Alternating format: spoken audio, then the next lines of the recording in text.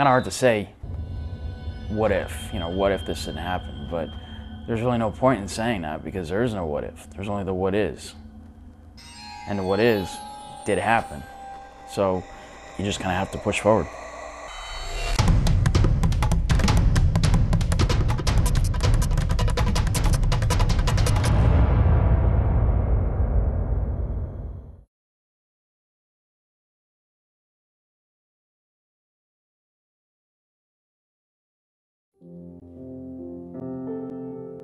It's a birth defect. It's like an abnormal growth on the spine, like a cyst. You can get it anywhere on your spine. Like the higher you get it, the more paralyzed you are. I contracted a rare blood disease called meningococcemia, which is a form of bacterial meningitis that just attacks the blood and screws everything up. I have CP and it affects a little part of my brain that controls my legs, so my legs don't work as well as everyone else's legs, so it's harder for me to walk.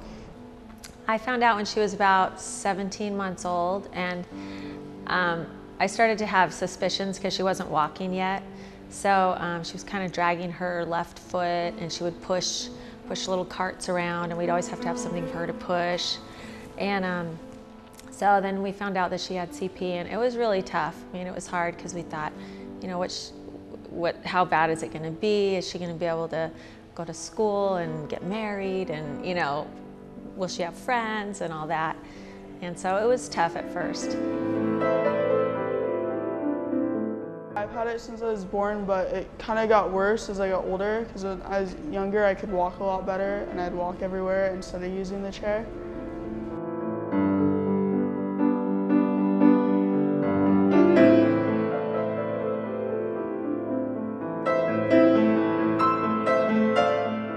That was Rachel, and so I think we would talk about it, and we would, like, other little kids would come up and say, why is she not walking? Or, why does she wear those? She used to wear these little plastic braces on her legs, and we would just say, well, her legs just don't work like your legs. It's hard for her to walk.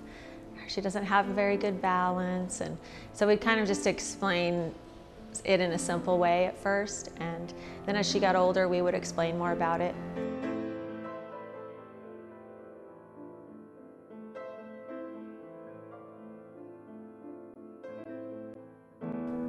When I was 14, just before I entered high school, I've always been like an outdoorsman. I've always loved going outside and hiking and camping. And when I was 14, just before I entered high school, I was hiking. I was doing a 3-day, 30-mile trip along the Appalachian Trail. And I got back from the hike around 3 o'clock on a Thursday. Around 5 o'clock, 6 o'clock that night, I started feeling a little sick. Just thought I had a bad case of the flu. The next day, by around noon, I collapsed out on the floor. Couldn't feel anything from the mid-chest down, was in excruciating pain. Was rushed to the hospital where I was induced into a coma, read my last rites, was given about a 10% chance of surviving through the night. I was in a coma for 2 months where I had my legs amputated above the knee and my hands amputated at the forearms, and I'd say I had probably about 35% of my body covered in skin grafts and burn scars. And I woke up to find that I was no longer that healthy, strong teenager anymore. Now I was like 50 pounds, swaddled in bandages, couldn't feed myself, couldn't sit up on my own, could barely speak at that point. Normally meningitis enters the spinal cord and the brain. Mine strictly entered my bloodstream. And what it does is it attacks the blood, so my blood was literally running through me like water. I had a heart rate of over 300 beats per minute. When I initially got sick, I had multiple organ failure. I had no blood pressure for many, many hours. So it's a very scary and a very dangerous disease that is vaccine preventable. At that point, it was like, this is my life. This is what I'm gonna have to deal with, and the only thing that matters is that I made it through. I survived. Is my life gonna be difficult? Probably. Am I still gonna have a life to live? Absolutely. And that was the important thing. they're born the way they are. I was born the way I am, so I mean, it's normal to me. I use it pretty much all the time when I'm out in public and stuff, but at home I still walk a little bit. They give you information on CP, and they'll do research for you and send you information. So I did that, and we started therapy, and we talked to a lot of other families with kids with CP. She always knew, like, she could never walk like the other kids, and so I think she always, I don't know as much as she could know at a young age. When I was younger and I first kind of started to use it, it wasn't that like when people have injuries, they usually just like get all depressed. Like for me, it was better because like I knew what it was like to have it be really hard for me to walk, so it was more of like a good thing, kind of. You know, I think just because that's always how she was, and she never really knew another way, that, you know, she's always been really upbeat and, you know, just kind of like, hey, I can, you know, pretty much do what I want to do. It made me more independent because I didn't have to have an aide at school anymore. Because like before, I always had an aide at school in case I fell. But when I have my chair, like I don't need to worry about falling or anything. You know, it would have been really easy for someone to get really down and depressed about it. But to be honest with you, I had such a wonderful support system. I had my family around me the entire time. I had all my friends, and to me, the most important thing is the fact that I had survived. I didn't really mind the fact that I was in a wheelchair and that, you know, the whole journey of rehabilitation I was going to have to go through.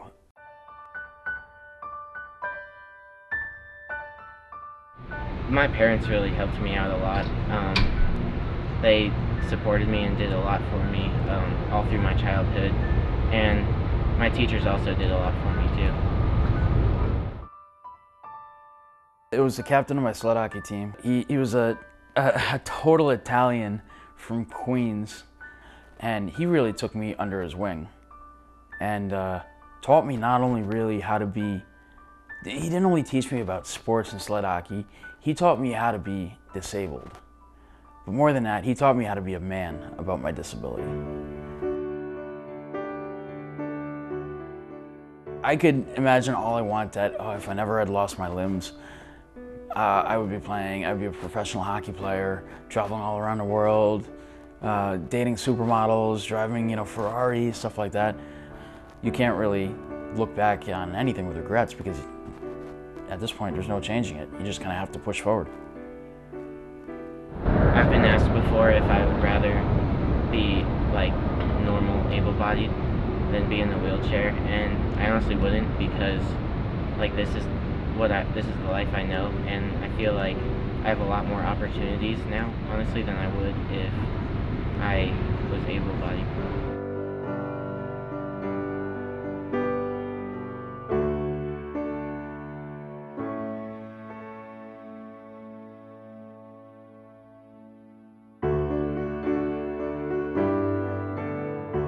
After so long in a wheelchair, you don't think about it as a disability, you just think of it as your life. My mind immediately went to sports. How can I play sports again? I want to play sports again. Honestly, I just kind of wanted to try swimming. My mom asked me if it was something that I wanted to try, and she said it would be kind of fun, so I said, why not?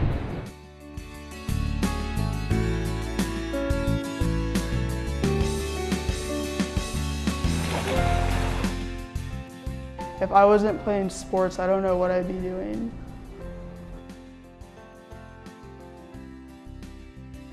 When she was in elementary school, she had an aide named Miss June, and Miss June was into sports, and I think they would just on the playground, Rachel just really wanted to join in and play, and so they would practice shooting baskets. And I remember one day Rachel finally made her first basket, and she was so thrilled, and from then on, it was just like every day they would be out there and she'd be practicing and practicing. The first time I tried it, I thought, okay, it's hard, but it's more equal. And I just I remember my first practice like perfectly. Like no one passed me the ball and I had a bunch of blisters on my hands.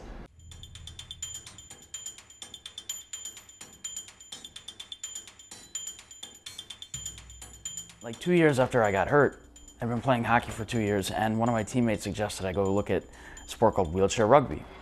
After about a year, I joined the New York City rugby team, and the rest is history.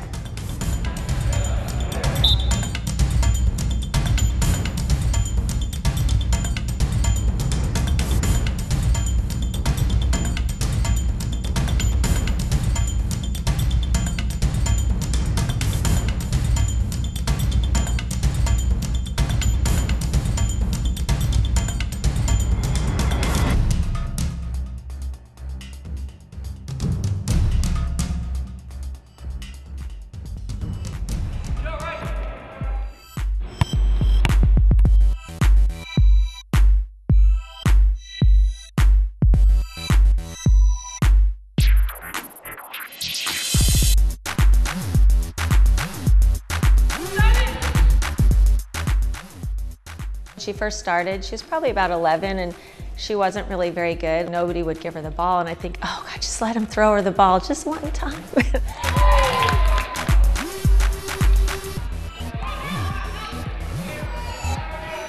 Gradually, she just developed such a love for it that she just really stuck with it and improved and improved. And so after a couple years, we were like, wow, she's really getting better.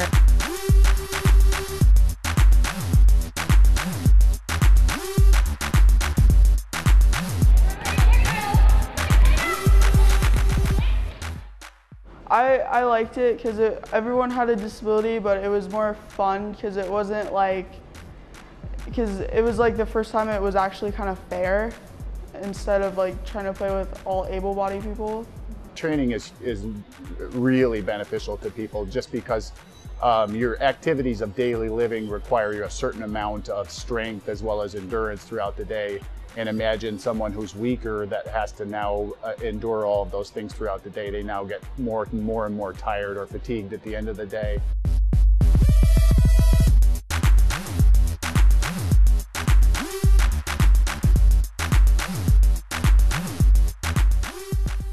You're at your weakest point, and your inability to do things is probably the most frustrating part of the disability. So you really want to see people pick up and be able to take on the ability to not only do their own tasks, but then also be able to,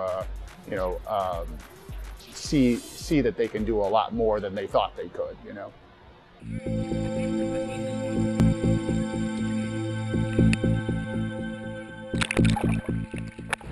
I think it's more of like a head clear, and a lot of swimmers will say that, like when they're in the water, they feel like free, basically, like all their other thoughts are gone. You know, they're just thinking about swimming.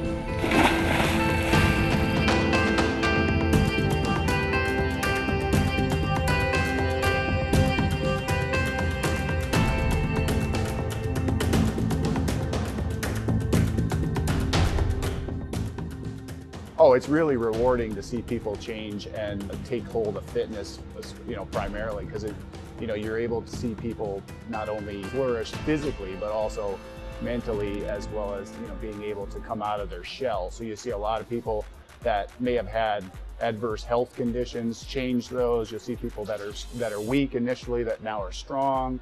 You see people who were shy who are now outgoing. And all of those things are really beneficial, and that's exactly what you want to see here.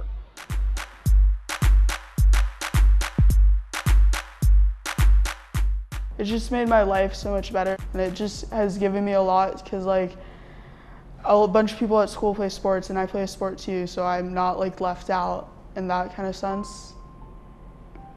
I think we thought, wow, this is not really holding her back at all. In fact, like in a strange way, I guess it opens, it opens doors for her, things that we never thought. We worried so much about how she would do, and then with the sport, it's like, wow, this is gonna be okay. It's just brought me so many opportunities, and now I can go to college and play basketball, and I can go to the Paralympics and all this great things that I wouldn't be able to do if I wasn't playing sports.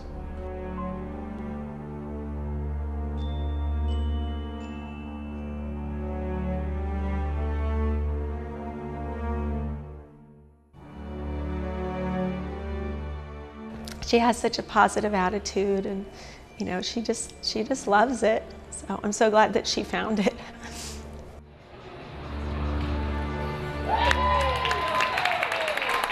Sports really got me out of the hospital. When I first got disabled, sports are what got me out of everything, what really got me through everything that I was going through. And I owe my life to sports.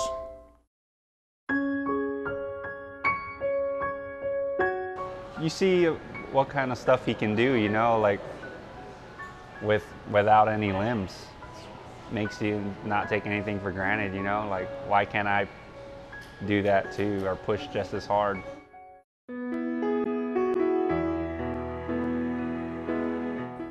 The experiences I've gotten, you just can't top them. Some of the people that I've met are fantastic. I've gone to 2 Olympics, 2 World Cups. I've traveled all over the country playing, meeting great people. I've played in Europe a couple times. He's very independent. He does everything on his own pretty much. And then people always ask us too. It's 2 chair guys that live together, and we get a lot done together. There's things I do that he can't do, and then there's things he does that I can't do. So it's good teamwork. It was my first Olympics, and actually my whole family went out except for my mother because she was really sick and she had to stay back in the US. And the day before we played in the gold medal game, I called home, and my aunt picked up, and apparently my mom had slipped into a coma. And I didn't really try to think about it. I just tried to put it out of my mind and go out there and play and do whatever I had to do to win a gold medal. And I went straight from the gold medal game back to the village, grabbed my suitcase, and went straight to the airport because unfortunately my mother passed away shortly after winning. And in my mind, that was really the last gift that I could give her, was to have her die knowing that her son was an Olympic champion.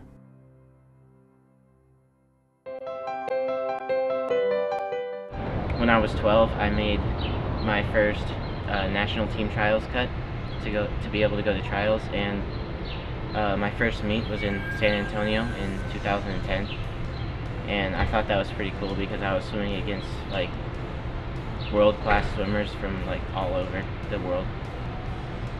It's pretty special because I mean not everybody gets to do it, and it makes me feel good that I'm such a good athlete, you know.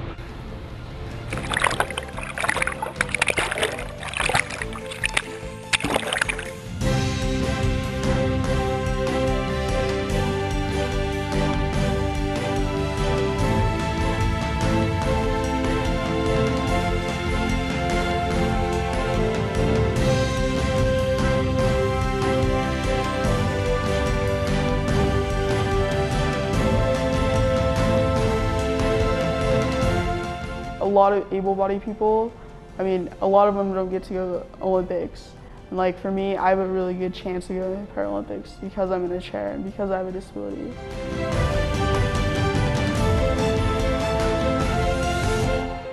It's amazing. I mean, I look at it and go, wow, I don't think I could ever do that.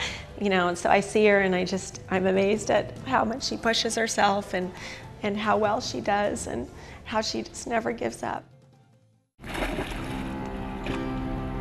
Not only swimming, I mean basketball too has made me more independent. Like I've traveled on my own to some places. I've had to take care of myself, so it's made me a lot more independent.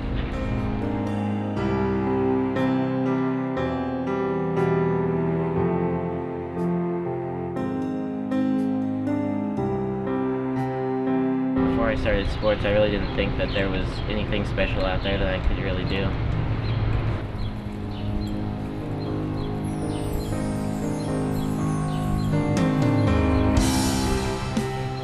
mentor kids with new spinal cord injuries.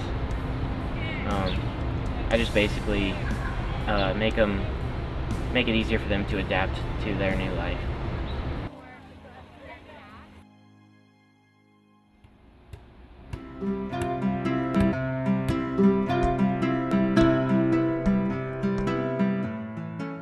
From like playing wheelchair basketball, I've gained a lot more confidence and I'm a lot stronger, like physically and mentally. Like I can take a lot more.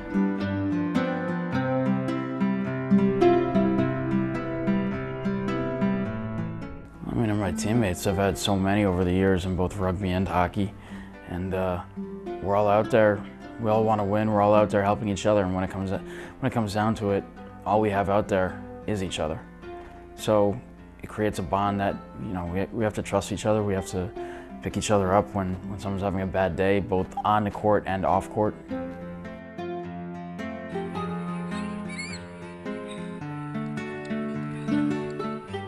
I have a lot of friends, able-bodied and disabled, that I've made out of swimming. So that's probably the best thing.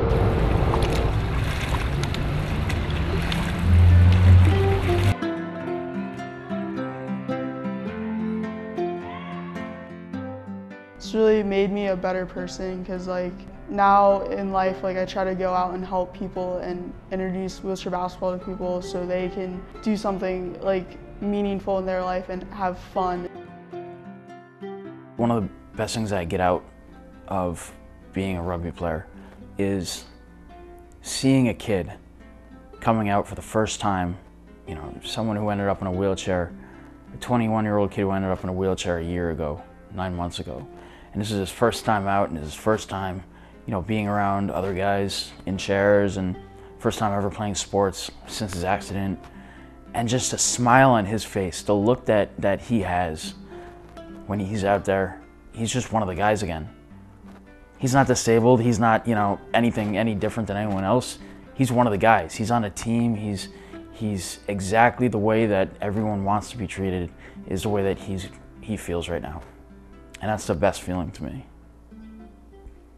I plan on continuing sports in college and keeping on training and going to trials and hopefully making the national team to go to Rio 2016. Like once I go to college and start playing college wheelchair basketball, it'll really open a lot of doors. Come on, hustle! The faster you push, the quicker you're done! Well, I think it just, you know, makes us really see how if you apply yourself and you work hard, you can, you know, you can get what you want out of life. See myself still competing in the Paralympics, probably playing on the college basketball team still. Rio de Janeiro in 2016 and playing basketball at a college.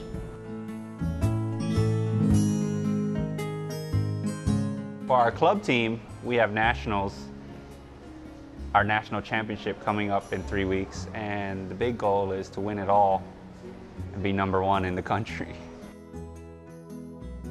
The thing that I would love to accomplish right now in rugby is just passing the sport on. You know, getting kids involved, getting new injuries involved. Taking a sport that's given me so much and a sport that I love so dearly and using it to help others. If I'm gonna be an inspiration, I wanna be an inspiration because, not because I'm in a chair, but because people see what I'm doing in my life and wanna do something meaningful in their life. If I had to tell someone who's new in a wheelchair one thing. Just because you're in a wheelchair doesn't mean you can't do what other kids can do. Like, don't limit yourself just because of an injury or a disability. It's not the end of the world if you have a disability. It's just a different way of living, and you'll probably learn a lot more in a wheelchair. I think that one thing would probably be it gets better. I mean, whenever I meet a new injury, I don't sugarcoat it. I say, listen man, this sucks. I know it sucks because I was there once. But believe me, it will get better. You'll be able to get stronger. You'll be able to do whatever you want. You'll get your life back. But it's up to you to get there.